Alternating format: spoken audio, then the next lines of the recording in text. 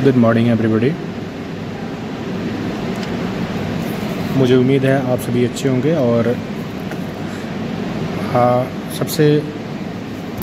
अहम बात यह है कि जो विषय लेकर मैं आया हूँ ये विषय है मध्य पूर्व। मध्य पूर्व में चल रही आपसी लड़ाइयों की वजह से पूरे देश और दुनिया में जो लगातार बदलाव देखने को मिल रहा है, इसका प्रभाव सिर्फ मध्य पूर्व ही नहीं, एशिया महादेश पर भी हो रहा है। आपने सुना होगा कि ये सारी लड़ाइयाँ जो यहूदी, इस्लाम, ये जो तमाम लड़ाइयाँ हैं, इसका ऐतिहासिक पृष्ठभूमि में अगर जाकर हम इसके तमाम पहलुओं पर अगर दृष्टि डालते हैं तो इसके कई पहलू हैं। इसके पहले पहलू तो ये है कि जो अब हम ओरिजिनेशन ऑफ इस्लाम की बात करते हैं तो सबसे पहले तौरेत आता है, इंजील आता है, जबूर आता है, कुरान आता है। और इसको हम पिलर ऑफ इस्लाम मानते हैं। लेकिन कुछ ऐसे बिफर्केशन है, कुछ क्लासिफिकेशंस है जिसके वजह से यहूदी, उसके बाद यानी कि मूसा अलैहिस्सलाम, जिसको तौरेत, इंजिल, और जो क्रिश्चियनिटी जिसको हम न्यू टेस्टामेंट, ओल्ड टेस्टामेंट को लोग मानने वाले, जब्बूर, फिर उसके बाद कुरान, यानी कि उनके जो होली बुक है कुरान, जिसको इस्लाम, मुस्लिम्स,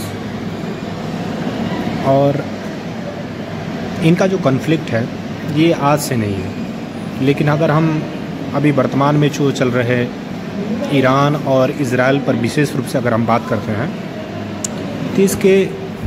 पॉलिटिकल डायनेमिक्स को हमें समझना पड़ेगा। पॉलिटिकल डायनेमिक्स ये है कि ईरान का जो प्रॉक्सी वार है मिडिल ईस्ट में लेकर, जैसे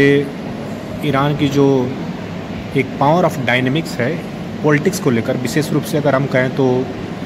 उससे कोई अजुराना नहीं चाहता है, यानी उससे कोई लड़ना नहीं चाहता है, ड्यू टू वो अपने प्रॉक्सी से इतना स्ट्रेंथन है। जैसे आप देखेंगे हमास और उसके जो और भी जो इस्लामिक गुट हैं, जैसे आप अगल बगल में देखेंगे, जैसे जॉर्डन है, लीबिया है, फिर से यमन है, यमन के हूथी है, हमास है, फ़लस्तीन है, ये जो फिर से अफ़गानिस्तान में आप चले जाए, पाकिस्तान में चले जाए, जो इस्लामिक ग्रुप्स, तो विशेष रूप से अगर देखा जाए तो इनका एक अपना पकड़ है। लेकिन अगर हम विशेष रूप से अगर हम बात करते हैं इज़राइल को लेकर, तो इज़राइल जो है जब से फ़लस्तीन और इज़राइल के बीच में जो कॉन्फ्लिक्ट जब से हुआ है, तो इज़राइल का मानना यह है कि जो सबसे पहले इन्होंने हमारे इथनिसिटी को लेकर जो उनका जो मस्जिद है, जिसको हम अल-अक़्सा मस्जिद बोलते हैं, और उस मस्जिद को लेकर तमाम तरह की लड़ाइयाँ आज से नहीं तो बहुत लगभग सेकेंड वर्ल्ड वार के बाद से ही हो रही है। और कहा जाता है कि वहाँ से मोहम्मद साहब, मूसा अलैहिस्सलाम, ये तमाम लोग जो है वहीं से उन्होंने आसमान की यात्रा की थी। और ये तीनों धर्म के लिए, क्रिश्चियनिटी के लिए, इस्लाम के लिए, यहूदियों के लिए ये पवित्र स्थल है, यानी प्लेस ऑफ होली, जिसके वजह से उनकी जो होली वार ये आज से नहीं बहुत पहले से हो रहा। और इनका वहाँ मस्जिद है, क्रिश्चियनिटी का गिरजाघर है, और उनका अपना यहूदियों का अपना उनका जो पूजा पाठ करने का जो तरीका, वो तीनों का एक मतलब एक ही जगह है, और तीनों आपस में लड़ते रहते हैं। और ये लड़ाइयाँ ख़त्म हो आज तक नहीं हो रही है। फ़िलहाल अभी जब से आप देखेंगे कि अमेरिका जो है, he is the creator of disputes, he is the creator of conflict. और हम कन्फ्लिक्ट की बात करें तो हाँ, तो जब से हमास और जब इज़राइल का जब कन्फ्लिक्ट होता है तो इन्होंने हमास के नाम पर इन्होंने युद्ध किया और युद्ध ये लगातार बढ़ती चली गई और इसका असरात ये हुआ कि ये विशेष रूप से हमास को इन्होंने टारगेट करके जो वहाँ एक तरह से ग्रुप ऑफ पीपल को एक तरह से उन्होंने जो बच्चे थे, महिलाएं थीं, वहाँ के इलेक्ट्रिसिटी, वहाँ के एडमिनिस्ट्रेशंस, वहाँ के स्कूल्स, वहाँ के एक तरह से कलेक्टिव पनिशमेंट जिसको हम बोल सकते हैं, और इन्होंने कलेक्टिव पनिशमेंट्स के रूप में उनके घरों को डिस्ट्रॉय किया,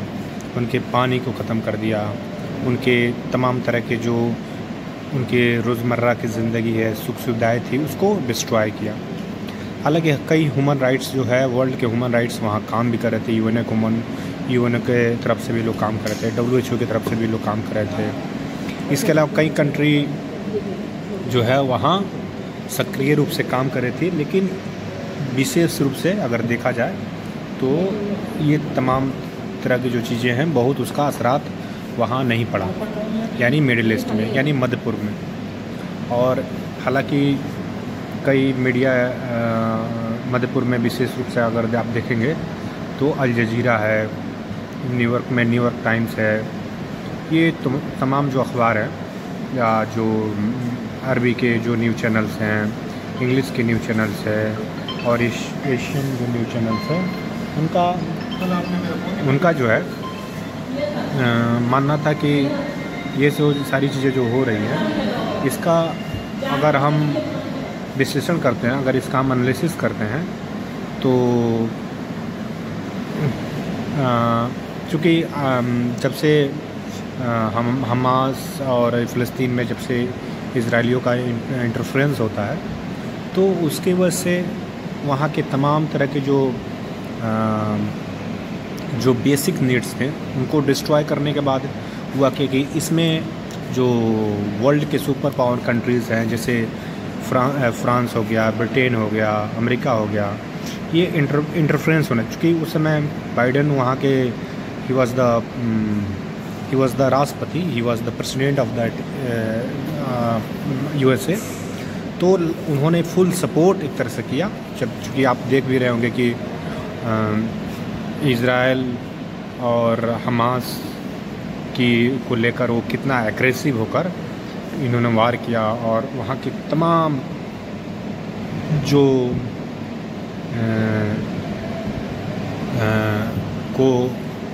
तमाम लोगों को पनिशमेंट दिया और इसके वजह से वहाँ लाखों में माइग्रेशंस हुआ, बच्चे मरे। तकरीबन अभी तक ऐसे कई मीडिया और के आंकड़े बताते हैं कि लगभग तकरीबन मोर देन 1 लाख के आसपास लोग मरे हैं। अभी भी जो वहाँ घर गिरे हुए हैं,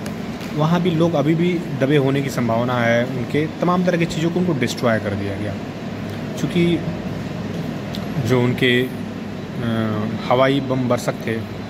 तो उसके माध्यम से फाइटर प्लेन्स वगैरह थे, F-35 थे उनके पास, और कलेक्टिव में आकर उन्होंने एक तरह से हवाई हमला किया। उसका असरात ये हुआ कि सिर्फ उस कंट्री ही नहीं, उसके अगल बगल में भी इसका प्रभाव पड़ा। हालांकि लेबनान ने, हालांकि ईरान ने, इराक़ ने, फिर से ये तमाम जो कंट्री है उसको लगातार वो सपोर्ट्स कर रहे थे, लेकिन इसका असरात बहुत ज़्यादा नहीं हुआ। हम अब चलते हैं कि ईरान, ये लड़ाई ऐसा लग रहा था कि ये जब लड़ाई शुरुआती दिनों में जब आगाज़ हुआ तो ऐसा इन्हें लग रहा था कि ये लड़ाई 10 दिन, 20 दिन, 1 माह, 2 माह, 2-3 माह की लड़ाइयाँ हैं, ये ख़त्म हो जाएगी। पर ऐसा ये संभव नहीं हो पाया, और ये लड़ाइयाँ लगातार बढ़ती चली गई, और बढ़ने का कारण ये हुआ कि इसमें जो इंटरनल जो फोर्सेस हैं वो लगातार जो है इंटरनल जो फोर्सेस हैं वो लगातार इसमें एक्टिव हो गए। जैसे आप देखेंगे कि जब से यूक्रेन और रशिया का जब वार हुआ, तो यूक्रेन और रशिया का वार हुआ तो रसिया एक तरफ और पूरे यूरोप यूनियन एक तरफ थे, और चूँकि बार बार ये कह रहे थे कि हम जो है रशिया हम तो यूक्रेन का कहना था कि हम नाटो की तरफ जाएंगे, और जो नाटो के जो सैनिक हैं उसके जो डिफेंसिव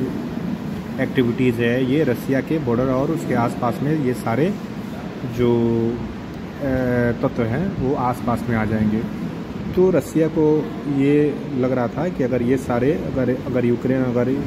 नाटो में शामिल हो जाता है तो एक तो मजबूत हो जाएगा। लेकिन सेकेंड वर्ल्ड वार से पहले आप देखेंगे तो जो रसिया है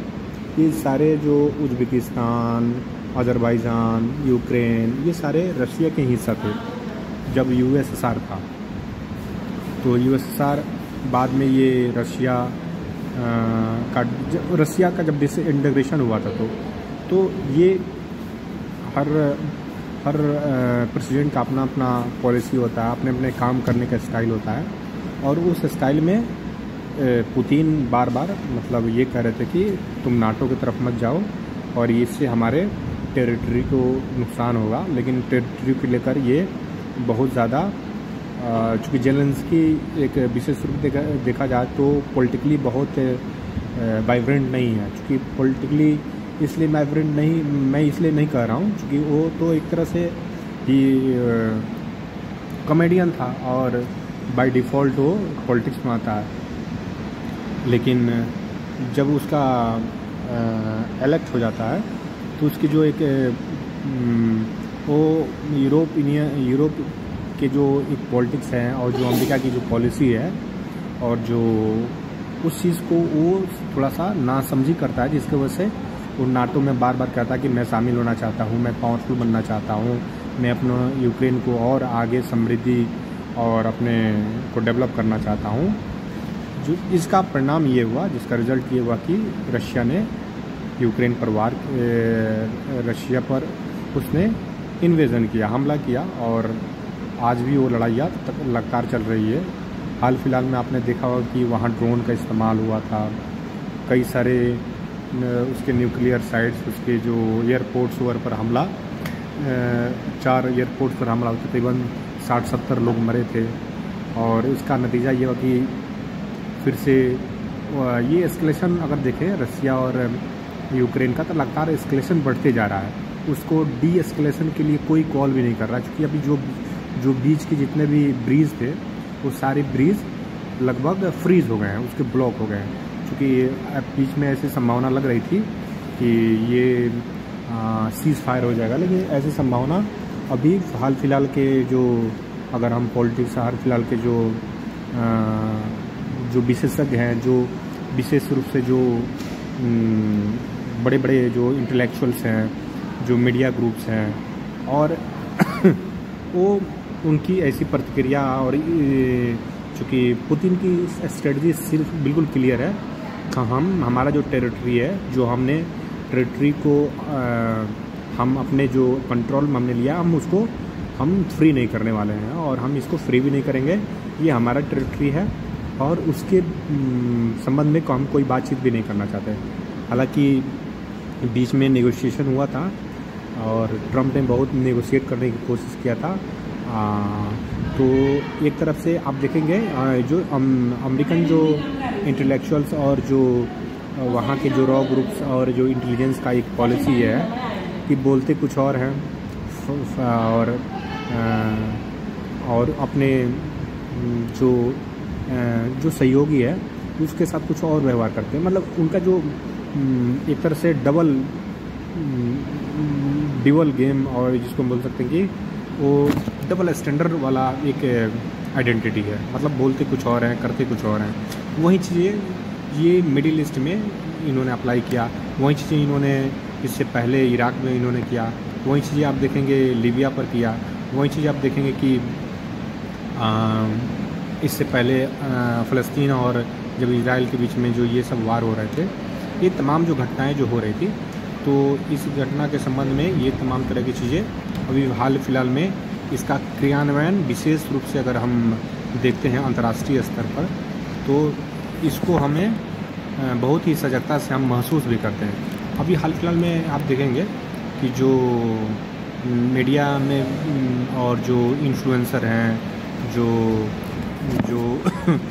जो इंडिपेंडेंट मीडिया है, फ्रीलांसिंग मीडिया है, फ्रीलांसर हैं, इंटेलेक्चुअल्स हैं, प्रोफेसर्स हैं, जो विशेष रूप से जो फ्री एंड फेयर की जो बात करते हैं, तो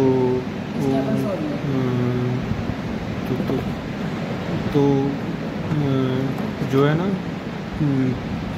अल्टीमेटली मतलब जो एक माइंडसेट है जो इंटेलेक्चुअल ग्रुप्स का, और जो एक पॉलिसी है अमेरिका की, जो पॉलिसी है लगभग विश्व में, इसको एक तरह से अगर देखेंगे तो हम इसके समरी में अगर जाते हैं, कंक्लूज़न में जाते हैं, तो इसके माइंडसेट को लोगों ने अब समझने लगे हैं। ये चाहता क्या है, करता क्या है, बोलता क्या है,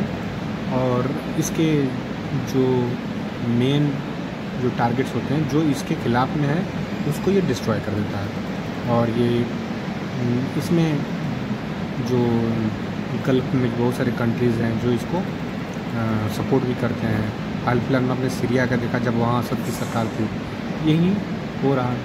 जॉर्डन में आप देखेंगे फिर से यमन ने समझौता इससे नहीं किया, जिसका कारण से ये लगातार उन्होंने लाल सागर में वहाँ के उनके जो जहाज़ आ रहे थे उसको लगातार ये मतलब प्रतिबंध लगा रहा था, रोक भी रहा था, बम के माध्यम से, हेलीकॉप्टर के माध्यम से, बैलिस्टिक मिसाइल्स के माध्यम से। तो एनीवे,